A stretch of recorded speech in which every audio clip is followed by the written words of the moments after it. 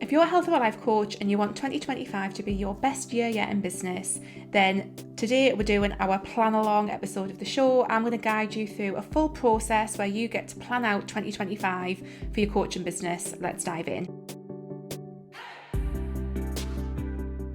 Hi there, welcome to the Wholehearted Business Show. I'm Laura. I help health and life coaches get more clients, grow their businesses and live the best lives while they do it. And as I was just saying, today is our plan along. So I've done this, I think, ever since I started the Wholehearted Business Show. I think I've done an episode of the show where we plan together for the coming year in our businesses. And I love doing this episode. You can go and download the workbook that comes along with this. So there's a PDF workbook, there is a Google Doc workbook, and there's also a Notion version of the workbook as well. So you can go and download those if you go to wholeheartedlylaura.com/2025-planning. You will be able to find the download for this and sign up and get the download. So do go and do that. That will have everything all written out and you can just follow along. Obviously you can listen along to this, you can watch along with this on YouTube, and just basically pause the recording when we get to a question, you respond and answer to it, and then we go through. So it's totally up to you how and when you want to do this session. The way that I love to plan is I love to have a full day blocked out on my calendar, and I will get some nice snacks in. I will get some nice candles on. I've got a candle burning in the background now. I get some nice snacks in, candles on, and just create a really wonderful space to get into this. And I totally invite you guys to do the same. Whether it's this week or whether it's, some other time as we go into December, make the space and time to really sit with this. I mean, I get that not everyone is a total planning geek like I am, but if you are, it can be a really, really wonderful way to honour yourself, to sink into what it is that you want to create, to just have fun with the whole process. So it's totally up to you. You can kind of do this on the fly or you can create a ritual around it. It's totally up to you. So I'm really, really excited for this. I've changed up a little bit. It follows a really similar structure to last year and the year before, but I've added in a couple of new questions, a couple of new things to think about and to develop. So yeah, let's get started. So before we get into planning out 2025, we're going to just close out 2024. So this is a really good opportunity if you did the planning session last year or if you did any other kind of plan for 2024 to get that out and just to look at what that plan was, what you had in there, what has worked, what hasn't, like what happened with that plan, how did you progress against some of the goals, what helped you reach some of those, what prevented you from reaching some of those, just a bit of a look at that. And there's a question in the workbook just on like what happened in terms of last year's plan. And then we're going to kind of move into some other questions around closing out 2024, because I know not everyone will have planned last year, but if you have, look at that question in particular. And again, just look back at your old plans and make any notes, journal anything out that you need to around that process of planning out the year that is just about to close. And then the questions for 2024. So the first one is, what are you proud of from 2024? Thinking about this year. And again, you are totally free to use this process around your life in general or just your business or kind of both. I tend to plan like all in one because everything's so kind of interlinked, but it's totally up to you. So what are you proud of from 2024? And then the next question is, what lessons did you learn in 2024? Is there any particular lessons that you want to make a note of that you learned in 2024? And then the next question is, in 2024, where in your life or in your business did things feel a little bit heavy, sticky, where you faced resistance? What came up around that? What areas of business or areas of life as well just felt hard? Can you kind of make a note of any of those particular things that were challenging? And alongside that, did you experience any particular time sucks or energy sucks as well? And then thinking about that last question, what do you feel needs to change as you move forward into 2025? What needs to change based on the lessons that you've learned, based on where you felt resistance, where things have been sticky or difficult, what needs to change as you move into this next year? And then we're going to get specific around business. So in 2024, what did you sell? What services and offers did you have available to sell this year? It's really good to just take inventory of what you've actually sold and what you've actually done with that regard in this year. And out of those things, what has felt most successful? And that can be in terms of income, but also fun and alignment and all the other things that you might want to measure the success of something that you've done in your business. What was the most successful thing that you offered in 2024? And then next, we're going to do a bit of a metrics check-in. So your metrics are basically the numbers in your business that you will measure that will show how you are progressing towards certain goals. So these can be things like your income, like your income numbers, your profit, expenses. It can be your email list size or your audience size across social media and other places like that. It can be the number of clients that you've worked with. It can be the number of page views on your website. Whatever it is that you have measured or that you tend to measure in your business, make a note of what those numbers are now. So you might want to wait until the very end of December if you want to kind of wait until that point, or if you know that you tend to plan around about the same time each year, then it's totally fine just to look at what is going on right now and take a bit of a snapshot of what those numbers look like. It's also really good with this question to also think about what softer outcomes, what softer metrics, and these are things like how much fun are you having, how much time do you have to yourself, like how much, like what are the other ways that you might be measuring the success of your business? Anything that you want to take a note of now, because this is about us potentially looking back at this next year. So what do you want to snapshot now? And then the next question is, what are you grateful for from 2024? It's always good to have a bit of gratitude. And then what did you love the most about your business in 2024? What really lit you up? What really made things better in your life? What did you really enjoy? What did you love the most about your business this year? And then this is a big moment. This is a really good time to think about what needs to be left behind in 2024. Like what specifically, and again, this can be business or life combined, but what needs to be left behind? And this might be things like products and services that aren't working. It might be mindsets that aren't serving you. It might be a certain way of doing your work. What needs to be left behind in this year? And then as we kind of close out the experience that has been 2024, and it's been a year, it's been a big year, what do you want to carry forward with you? Think about those things that you really loved in your business, those things that you were proud of, the lessons that you learned. What do you want to carry forward with you into 2025? Okay, so we've kind of looked at 2024, we've looked at any old plans that we've had, we have thought about what has worked and what hasn't, what things have felt difficult, what lessons we've learned, what we're grateful for and what we have really loved, the things that we've sold in our business, the experiences that we've had there, and we've looked at what we're going to leave behind, what we are kind of closing the door on and leaving in 2024 and what we're going to bring forward with us into 2025. And now we're going to start to really create that vision for what we want 2025 in our businesses to look like. And I always love to begin this section with a check-in on your version of success. So I've talked about this quite a lot in the past. And I think this is a really important question because, again, if we just allow our version of success to be dictated to by what society kind of say success is, or what our parents think success is, or what our friends think success is, we're never going to actually be happy. We really need to define what success looks like for us, what it is that we're working towards. And this might be, a distant version of success where you see yourself in 10 years and you're kind of working towards that point, or it might be kind of what that version of success looks like in 2025. It's totally up to you how you want to interpret this question, but it's a really good one to check in because everything that you are putting in place as we go through the rest of the questions needs to tally up and align with your ultimate version of success. So this is a really good point in time to just take a breath and really reconnect with what your version of success is for 2025. And then the next question along a similar lines is just to do a bit of a values check-in. So if you've ever done any work around your values, and I've done work that very much links into this around core desire feelings. There's a fantastic book called The Desire Map by Danielle Laporte that I've mentioned before on the show. She talks about core desire feelings. I'm also in a program called To Be Magnetic, and in that program they talk about your authentic code. But all of these are very, really, really similar concepts, and it's really about understanding the values that you have in your life and what is driving you and what is authentic to you. And I think just checking in with those things again, if you do have them, and if you haven't, this might be a really good time to think about one of your actions for 2025 is to go away and discover what those are and to really hone what those are. But really checking in with what those are as, before we kind of get into the nitty gritty of 2025 is helpful because, again, everything that you're doing really wants to align with these because it's these values, it's these words that are your guide in terms of creating actions that actually are going to fulfill you ultimately. So a little bit of a check-in, what are your kind of values right now? Just get those down on paper as well. And then another fun question, and you don't have to do this if you don't want to, but if you do, you can crack on.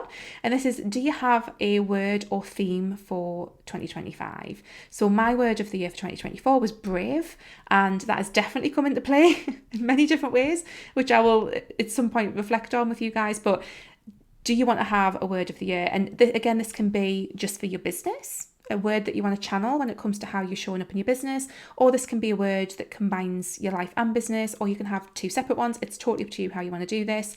And it's also really helpful as well to talk a bit about what that word represents and what it actually looks like when you are living out that word. Like, what does it look like on a day-to-day basis? This is a really good opportunity to sink into that and really check into that as well.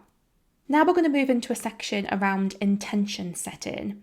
So this is where we start to get a bit more specific about what it is that we want to create, the things that we want to shift and change in 2025, the things that we want to achieve. This is where we get a bit more specific around all of that. So this is just where you can start and journal out. This first question is, what are your goals and intentions for 2025? If you're anything like me, these things kind of start to percolate a little bit as we get towards the end of the year. So maybe they're right there just waiting to be kind of written down.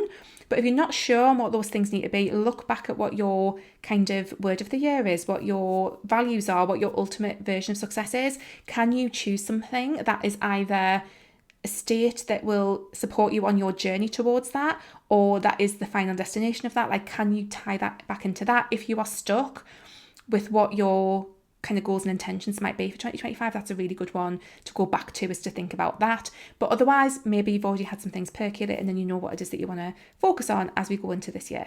Another question that can be useful around your goals and intentions is to think about them under 4 different headings. So that is an income intention, an alignment intention, an impact intention, and a growth intention. So an income intention is pretty straightforward. This is talking about how much income you want to generate in your business. You might also want to put numbers there around expenses and profit if you want to get into that, if you want to go to that level. Then an alignment kind of intention might be something around, how is it that I want my business to support my life? Is it around the amount of free time that you have? Is it about the way that your business allows you to have flexibility? Like, what is it around that? Do you want to create an intention around that? An impact intention might be around this number of people that you want to work with, or the number of people that you want to have in your programs, or, something around the impact that you're having in the world. It could be an audience size thing as well. What would an impact intention look like for your business in terms of the difference that you want to make in the world? And then finally, we've got the growth intention. And this is really quite important. I bang on about this, but one of the biggest learnings that I've had in my business journey is that when you take your eye off the growth intention, you're really going to struggle. So growth might be around, like, are you wanting to increase your audience size, your email list size, your number of page views on your website? What does that look like? Because again, without that growth, you're going to hit a roadblock. That's been my experience. So it's worth having an intention around that as well. And once you have a sense of what these kind of specific goals and intentions look like, and again, I tend to kind of, from my experience, recommend that you don't have too many here, because it gets overwhelming and then you feel like you're not achieving things. And this has very commonly been my problem, is that I've had far too many goals and intentions and far too many things that I've wanted to achieve and just have not hit them all. And that's fine. And I don't think, generally speaking, we do hit all of our goals and intentions every single time we set them, but it's just about finding a balance. And like I say, you can do this however you want. You can use those 4 headings if you want. You don't have to. You can just have those ones. You can have other ones. It's totally fine. But think about the number of goals and intentions you have. Try and keep it a bit tighter. That would be my general advice, is to try and keep it towards the smaller end of the scale, because you're going to see more difference when you know what it is that you're focusing on. Another thing around goals and intentions is to remember that if you have done some work around values, and certainly if you've done work around core desired feelings, it's to remember that often when we are setting goals, it's not ultimately about achieving the goal. It's about the way that achieving the goal will make us feel. And this was such a huge thing for me, was that realization, was that, it's not about hitting a certain income number in my business. It's about feeling financially safe. And what you will find is that when you have got a sense of how it is that you ultimately want to feel, there's other ways that you can maybe get that feeling that is not the way that you initially thought. So that's something I would just drop into around the goals and intentions side of things. you've created your goals and intentions list, maybe go back over it and think, when I achieve that goal, it will make me feel a certain way. And what is the way that achieving that goal will make me feel? And is there any other ways that I can feel like that is not this goal that might feel better? So you can kind of get into that if you want to, but that's made a massive, massive difference to the way that I create goals and intentions, because I always have that focus on actually, is this the only way that I can achieve the way that I want to feel? What's other ways that I can do that as well? And now that you've got that list of goals and intentions, it's time to start thinking about the actions that you can take that will help you achieve or meet them. So this is just a space to really brainstorm out all of the things that you want to think about in terms of what can you do, what practical, action-based, specific things, what actions can you take that will help you achieve some of those goals and intentions. And this might just be a space just to get all of the ideas out to begin with. And once you have that list of ideas, this is where you can start to be a little bit more discerning about what it is that you want to action and take forward. So looking at that list of different ideas, it's thinking about, what sounds the most fun, what sounds the most impactful, and which ideas will actually serve your people the best. So really get thinking about that. And again, it could be that, let's say that you want to grow your email list and you want your email list to hit 1,000 people. That's great. And you might have some ideas around, you might think about doing some paid ads, or you might think about doing a collaboration. There's various different ways that you could hit that goal. And it's thinking about which of those ideas sound the most fun, the most aligned, the most impactful, and then deciding what it is that you're going to take forward. And then once you have those actions defined, you might want to think about categorizing them a little bit. And the reason I think this is helpful is because if we don't have any actions under certain elements of our business, this is where things can get a bit tricky. Now, I will just drop in and say that I am working on a new free training and kind of workbook that I'm going to be dropping in a couple of weeks. And it is around business planning, but not in this kind of like annual business planning sense that we're doing right now. It is a bit broader than that. It's a bit more kind of foundational in terms of looking at your business model as well. And I would absolutely encourage you to do that alongside this when it drops. So that's going to be coming out in the next couple of weeks, because I think that will help with this particular element. But you want to be thinking about certain key areas of your business. I tend to divide these up now into 6 key areas. These are the 6 key areas that we cover in Wholehearted Business, which is my group program, which will be opening in 2025 again for a new round. And I use those 6 key areas for really good reasons. But these are kind of more broad. So you want to be thinking about marketing and visibility and what's going on under there. You want to be thinking about your offers, what it is that you're actually selling. And you might want to be thinking about your organisation, like your business organisational stuff, and then anything else. And I think if you've got actions in those areas, then you know that you're not kind of missing anything. And again, just to remind everybody, you want to be doing something that is growing your audience, growing your list, growing your presence. That's going to be really important as well. So just don't miss that out. So you might want to categorize some of those actions into different areas of business just to make sure that you're not missing anything. And then the next question is around sales cycles. So this is another thing. I'm actually going to do an episode of the show before the end of December. So depending on when you're sitting down to do this planning, it might already be out and you might want to quickly listen or watch that. But a sales cycle is basically like the times when we might be doing a mini launch, a full launch, some kind of conversion event. And as I will explain in the episode of the show that I do on sales cycles, if you only have a one-to-one offer in your coaching business that is not being sold with any kind of urgency or kind of scarcity, that's absolutely fine. But if you're struggling to get clients, you might want to layer something in to that. And this is where we get into sales cycles. And this is something I covered in one of the courses and programs that I've got called the Launch and Sales Fix. And again, we're going to talk a bit more about this, but this is really for you to think about. Are there any key promotional periods when I want to do something that is going to drive sales in my business in 2025? And it's really about getting that down in this question. So think about that and then write your response down for this one. And then the next section of the plan is to time map things out. Now, I've got 3 different options for you in terms of how you might want to approach this. You might want to think about things in quarters. So you might want to think about quarter 1, quarter 2, quarter 3, quarter 4. If that works for you, that's great. You might want to kind of look at what actions are going to happen when and when you're going to address certain things and map that out. It is just to say it is really, really normal for a lot of the actions to be front stacked in the year and not to have as many actions later.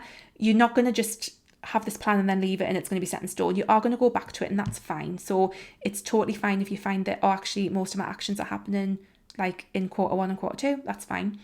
Other actions will end up happening because you're going to revisit this plan.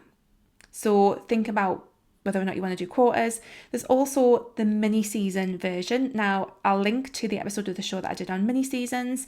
And this is where we look at the wheel of the year and we plan in kind of 6 to 8 week stints, if you like. That's how I do it now. And this is how I'll be planning my stuff out. And those kind of like seasons run as winter solstice to Imbolc, I think that's how you pronounce it.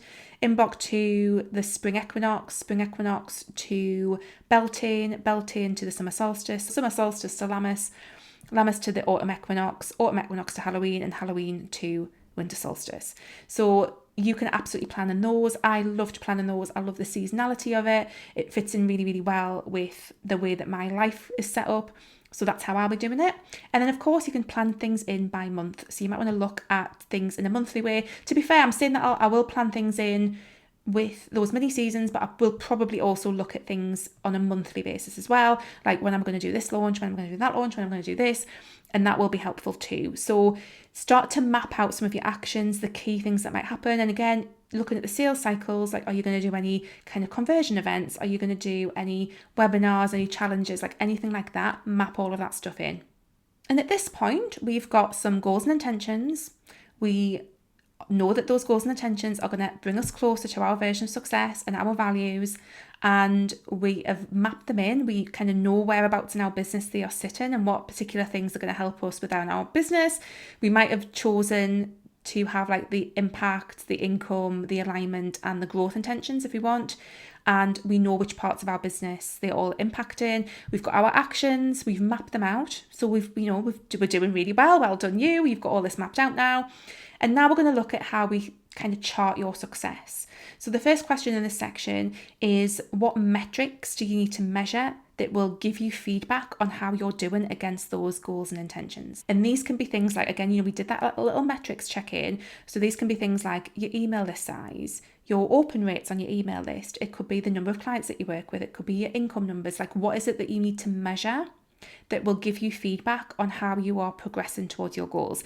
Now, this is something like, I am not a very data orientated person, and this is a weakness that I'm wanting to work on in 2025 for myself, is to be a bit more data focused, because that is like, it's black and white. Do you know what I mean? You can't escape from the truth. If it's telling you actually like this hasn't moved, this is not growing, or this is not doing whatever, like having that focus is really important, and it can really help you course correct early on if you are looking at the numbers and the direction in which they are going. So don't be afraid to look at metrics. You can also at this point look at the softer metrics again. It's not all about, numbers of people on email lists or income. It can also be about like how much fun are you having, how much free time have you been enjoying, how are your relationships impacted by your business, like all of those softer but still really, really important ones that might not have like a solid number against them, but which you can monitor how you feel about it as the year goes through.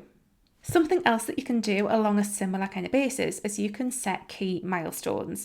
So this is totally up to you if you want to use these. I don't tend to use them as much, but they can be really, really helpful. And this is basically where, if you have a goal or an intention, you can break it down into key milestones that will kind of motivate you along the journey to hit that key goal, especially if it's quite a big goal or intention.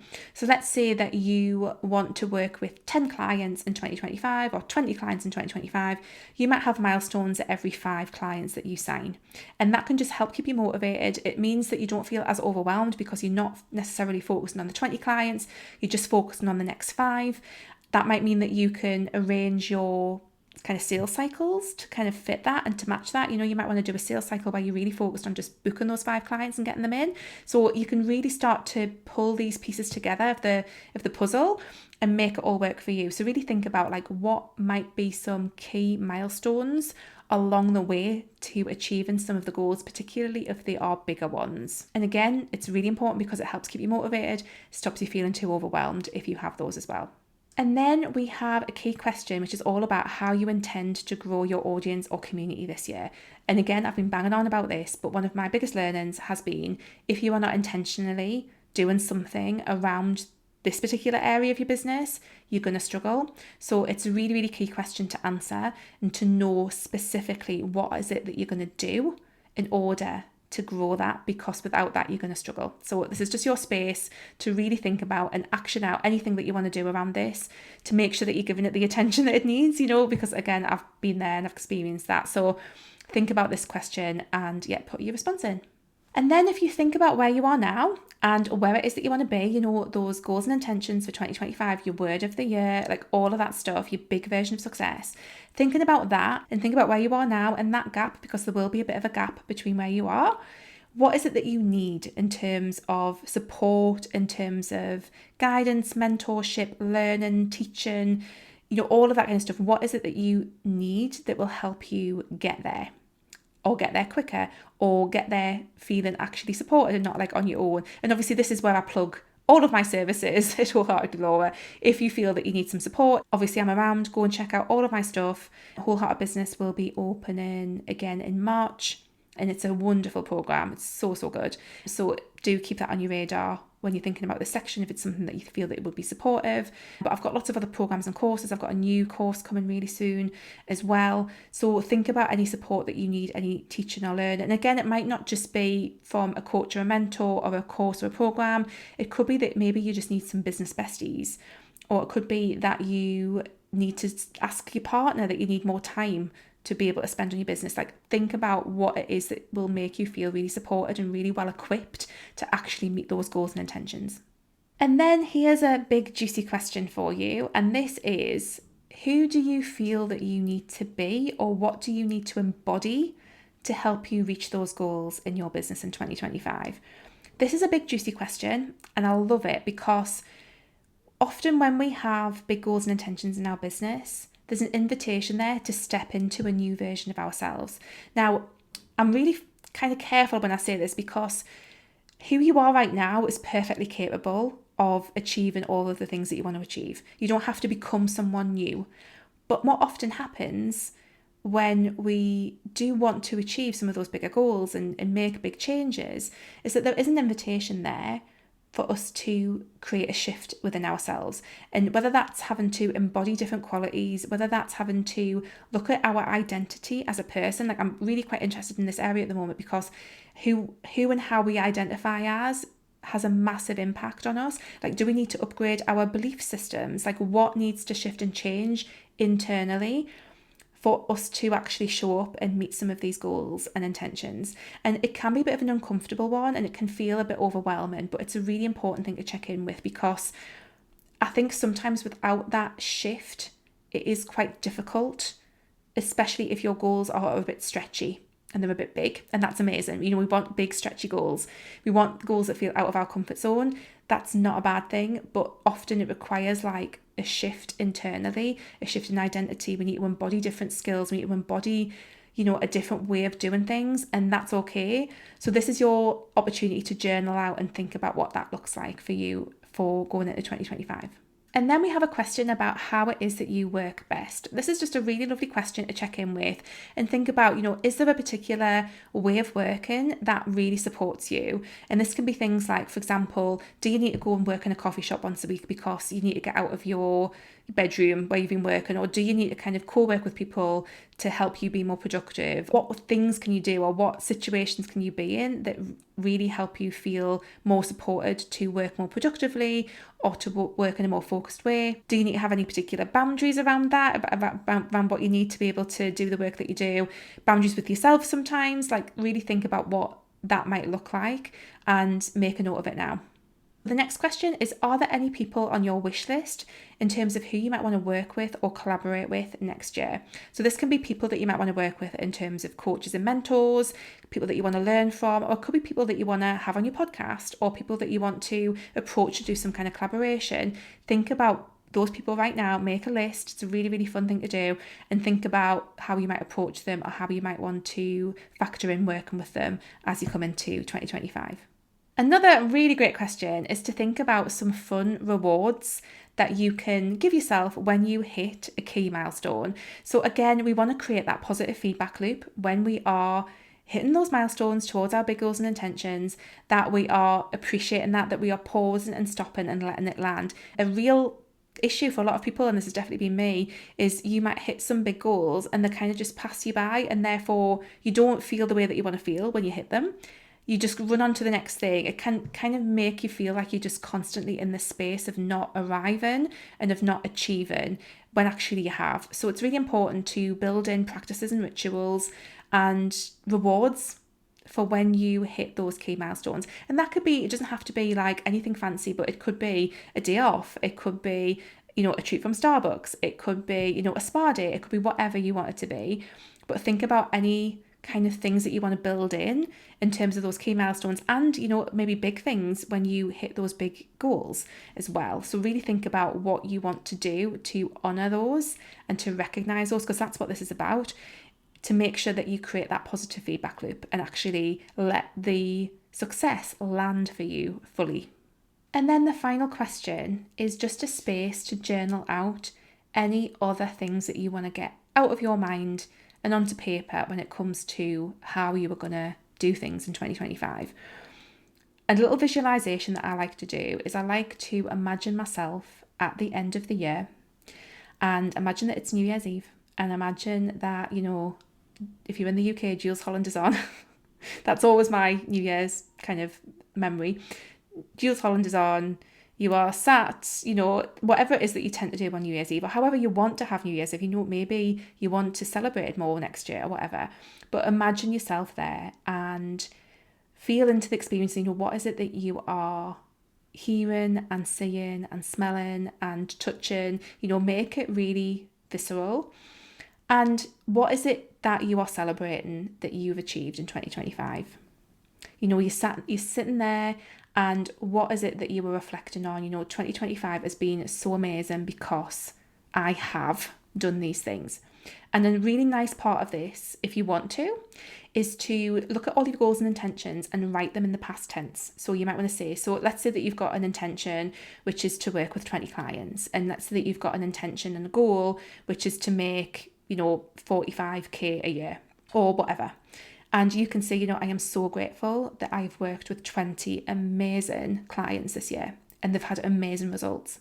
I am so grateful that I have made £45,000 in my business, or $45,000 in my business this year.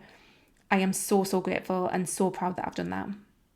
Whatever it is that your goals and intentions are, then write them down like in that tense and be grateful for them in that moment, and imagine that you are sitting there on New Year's Eve feeling really grateful for the things that you've achieved in 2025. And that can just be a really nice way to like embed all of this in to your brain and body, and to allow it to, to sink in and just to really feel into that. And, absolutely use that little visualization again, whenever it is that you're checking in with your planning, whenever it is that you're checking in with stuff.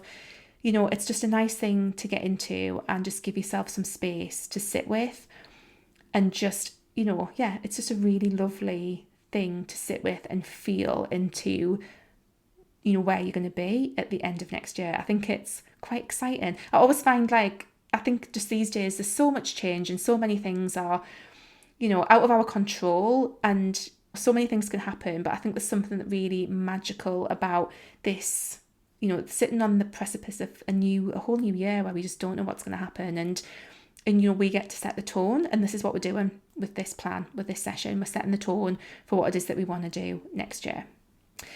So I really hope that that's been helpful. We've reached the end. And like I say, the workbook is all there. If you head over to wholeheartedlaura.com/2025-planning, and you can get hold of it. I really hope this has been a nice process to go through. Like I say, quick reminders. Next week's episode of the show, I believe, is going to be on sales cycles. I really wanted to cover this before we got out of the year because I think it's something that a lot of people will find really helpful. So look out for that coming. And don't forget that I'm also going to be sharing my new free training and workbook around business models and around coaching business models and around all of that kind of stuff. That's really going to beautifully complement what we've looked at today. So do check that out when that comes out. That should be coming out before Christmas, and you can check that out as well. So do kind of use And use this, in conjunction with any other kind of planning that you might be doing, any other things that any other coaches or online people might be offering. Like, it doesn't have to be one way or the other. Take what kind of resonates and leave what doesn't. And again, the way that I always approach planning is to have a plan, but hold it lightly, because so many things are outside of our control.